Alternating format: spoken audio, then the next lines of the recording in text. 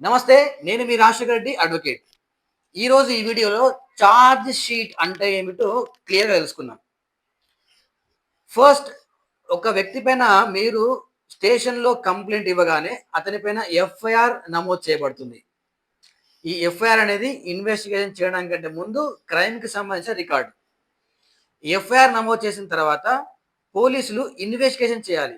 ఈ ఇన్వెస్టిగేషన్ చేసిన ప్రతి విషయాన్ని చార్జ్ షీట్‌లో నమోదు చేయాలి.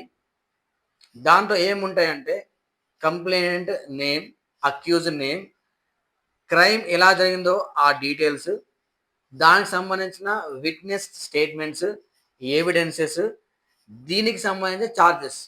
చార్జెస్ అంటే ఏ పనిష్మెంట్స్ ఇవ్వచ్చు అనేది క్లియర్‌గా చార్జ్ షీట్‌లో మెన్షన్ చేస్తారు. ఈ చార్జ్ షీట్‌ని కోర్ట్‌లో ఫైల్ చేస్తారు.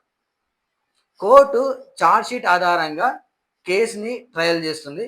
ఆ చార్జెస్ కరెక్టేనా కాదా? ఆ విట్‌నెసెస్ కరెక్టేనా కాదా? ఆ ఎవిడెన్సెస్ కరెక్టేనా కాదా? చూసి దాన్ని బట్టి ఆ అక్యూజ్డ్ నిజంగా నేరం చేశాడా లేదా కనుక్కొని దాన్ని బట్టి అతనికి పనిష్మెంట్ ఇస్తుంది. ఇది చార్జ్ షీట్ గురించి. న్యాయమేవ జయతే. జై హింద్.